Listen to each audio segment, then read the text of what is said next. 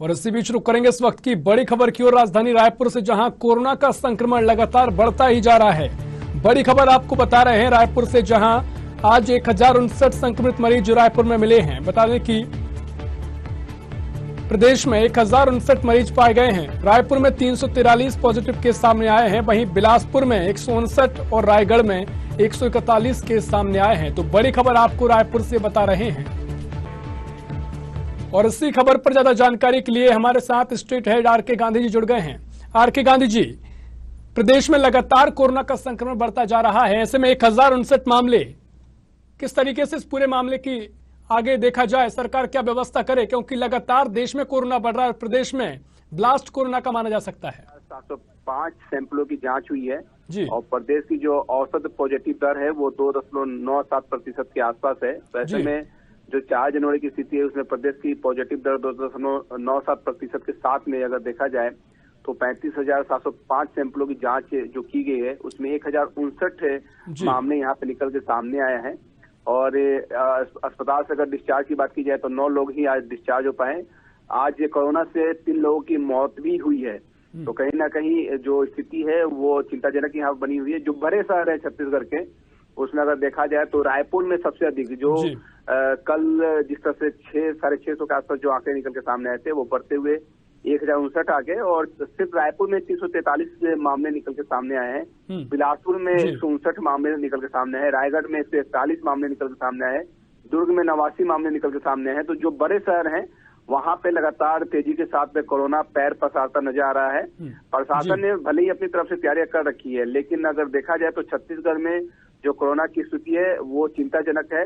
छत्तीसगढ़ में night curfew भी लगा दिया गया है। 4% से अधिक जो संक्रमण वाले जिले हैं वहाँ स्कूल बंद कर दिए गए हैं, आंगनबाड़ी बंद करा दिया गया है, सार्वजनिक कार्यक्रम वहाँ पे लगा दिया गया है और रात 10 बजे से लेकर सुबह 6 बजे तक कर्फ्यू लगा दिया गया है। सभी जो एयरपोर्ट है वहाँ पे RT-PCR जांच की जरूरी कर दिया गया है। रेलवे स्टेशन और राज्यों के बॉर्डर पर रैंडम टेस्टिंग भी यहाँ पे की जा रही है। मुख्यमंत्री भूपेश बघेल ने कलेक्टर्स और पुलिस अधीक्षकों को सख्त एक्शन लेने के लिए कहा है और साथ ही उन्होंने ये भी कहा है कि 4% से अधिक जो संक्रमण वाले जो शहर जिले हैं वहाँ पे स्कूल, पुस्तकालय, आंगनबाड़ी बंद कर दी जाए और जिलों में नाइट कर्फ्यू भी लगाया जाए। तो कोरोना संक्रमण की जो रोकथाम के लिए जो कोविड गाइडलाइन है उसके तहत सख्ती की बात यहाँ पर दिख रही है, लेकिन एक जो आंकड़े बढ़ते जा रहे हैं वो कहीं ना कहीं चिंताजनक स्थिति है और लिहाजा जो आंकड़े हैं उसमें कहा यह भी जा रहा है कि धारा 144 तथा महामारी अधिनियम के प्रावधानों के तहत में कार्रवाई करने की बात कही जा रही है। तो लिहाजा रैली, जुलूस और सार्वजनिक आयोजनों पर तो रोक लगा दिया गया है। व्यापारी समूह में भी बैठक का निर्देश यहाँ पर दिया गया है। एयरपोर्ट पे RT-PCR जांच भी अनिवार्य कर दिया गया है। तो इस तरह से कोरोना अभी छत्तीसगढ़ में जो आज के आंकड़े निकल के सामने आ रहे हैं वो बेकाबू होता नजर आ रहा है। जी आर.के. गांधी जी, छत्तीसगढ़ शासन ने पूरी तैयारी कर ली है, प्रशासनिक तौर पर भी तैयारियां की गई हैं और लगातार निगरानी भी रखी जा रही है। हाल ही में मुख्यमंत्री का एक बयान भी सामने आया, उन्होंने कहा कि तीसरी लहर सामने आ गई है। लगातार निश्चित है कि तीसरी लहर सामने आएगी और ऐसे में स्वास्थ्य मंत्री भी कोरोना पॉजिटिव पाए गए हैं। तो जो ओमिक्रॉन के मरीज भी बढ़ रहे हैं, इसे लेकर क्या व्यवस्थाएं की गई है? ओमिक्रॉन की पुष्टि किस तरीके से आगे की जा रही है? देखिए, जो केंद्र सरकार की तरफ से ओमिक्रॉन की जांच की जो व्यवस्था है वो भुवनेश्वर रखा गया है छत्तीसगढ़ के लिए। तो छत्तीसगढ़ से जितने भी सैंपल होते हैं ओमिक्रॉन के जांच के लिए वो भुवनेश्वर भेजे जाते हैं। तो उसमें समय लग जाता है और लिहाजा जीनोम जो टेस्टिंग है उसके लिए व्यवस्था जिस तरह से भुवनेश्वर है, तो जहां पे ओमिक्रॉन की जो स्थिति नजर आ रही है उसको लेकर टेस्ट के लिए भुवनेश्वर भेजा जा रहा है सैंपल। बाकी बताइए जा रहा है कि जो डेल्टा के जो खतरनाक वेरिएंट है वो भी कुछ यहाँ पर देखने को मिले हैं। तो कुल मिलाकर समझा जाए तो जिस तरह से कोरोना की जो रफ्तार है वो एकाएक यहाँ पे बढ़ा है, बड़े शहर जो इसके चपेट में आए और खासतौर में इसमें बातें अगर देखी जाए तो आपने देखा कि किस तरह से सुकमा में एक कैंप के अंदर बहुत सारे जवान पॉजिटिव पाए गए थे।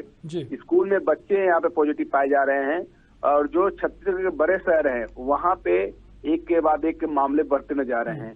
सुकमा में आज भी 46 यहाँ पे पेशेंट जो कोरोना पॉजिटिव है वो यहाँ पे निकल के सामने आए हैं।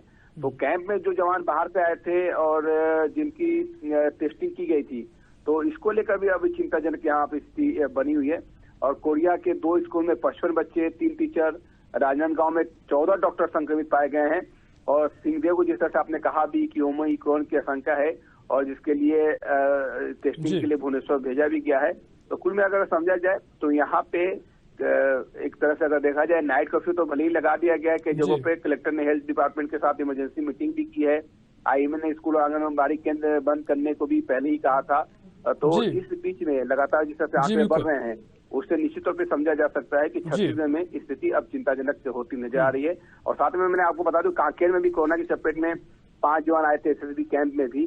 तो जो जवान जी। बाहर से लौटे हैं उन जवानों के भी यहाँ पे कोरोना पॉजिटिव होने की संख्या जी, लगातार बिल्कुल। यहाँ पे बढ़ती दिख रही है। जी जी बिल्कुल आर के गांधी जी, जानकारी साझा करने के लिए आपका बहुत शुक्रिया। तो बड़ी खबर आपको बता रहे हैं रायपुर से, जहां लगातार कोरोना का खतरा बढ़ता जा रहा है। ऐसे में 1059 मरीज प्रदेश से सामने आए हैं।